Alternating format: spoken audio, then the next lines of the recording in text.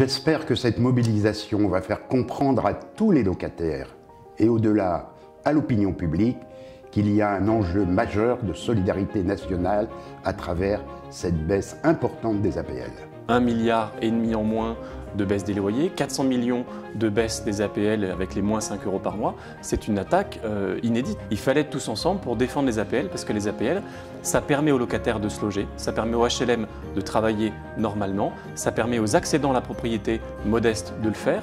Si on leur prend 1,5 milliard chaque année, les bailleurs sociaux, assez légitimement, pourront nous dire on nous a fait les poches, on n'a plus les moyens d'agir dans un sens plus social. Nous sommes persuadés qu'il y aura un effet néfaste financier pour le locataire, qui dit moins d'entretien, dit hausse des charges à terme, donc un reste à vivre qui sera amputé. Et qui dit moins de réparation, dit un quotidien plus dur pour les locataires. Donc on a vraiment un risque de déstabilisation. Et aujourd'hui, c'est vrai qu'on a un front un peu inédit qui rassemble à la fois très largement la quasi-totalité des syndicats de salariés, les associations de solidarité, les associations de défense des droits, les associations de locataires et de mal logés et les fédérations HLM. Donc normalement, on est en position, je dirais, de pouvoir faire fléchir le gouvernement, mais également le faire renoncer à ponctionner lourdement les moyens financiers des bailleurs sociaux pour améliorer ou entretenir de manière convenable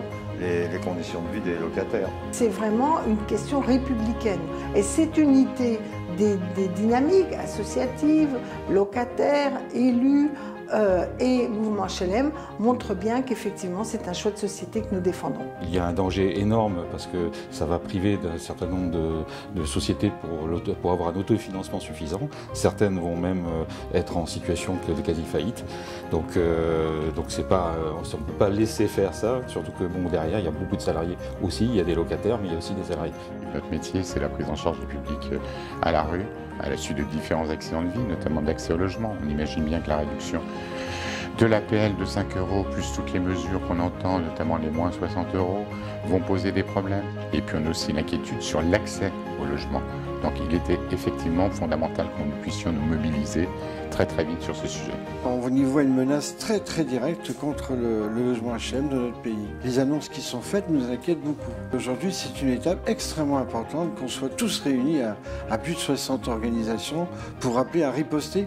C'est une mesure aussi qui va aggraver le risque d'endettement dans le logement et le risque des expulsions locatives qui ne cessent de progresser depuis plusieurs années. Donc nous sommes très inquiets contre cette mesure et qui va aggraver les difficultés d'accès et de maintien dans le logement, aussi bien d'ailleurs dans le logement social que dans le logement privé. Nous sommes là pour aider à la cohésion sociale, aider à une meilleure insertion dans la République, et c'est aussi pour ça que nous défendons et l'aide à la pierre, et le financement du logement social, et l'APL.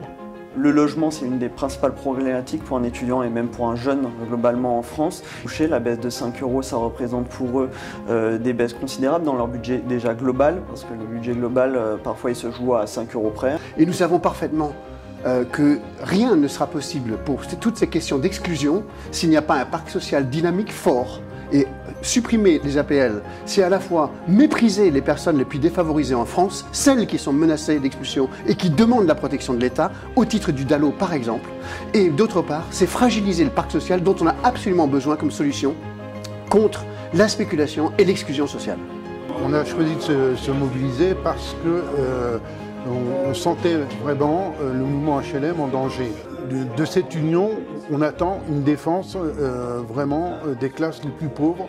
Le mouvement HLM et ses composantes, donc l'Union sociale pour l'habitat, a adhéré au collectif Vive l'APL pour tout simplement dénoncer l'article 52 de la loi de finances et certaines autres mesures de Bercy qui risquent d'empêcher dès 2018 les donneurs d'ordre que sont nos organismes de construire, de produire du logement neuf.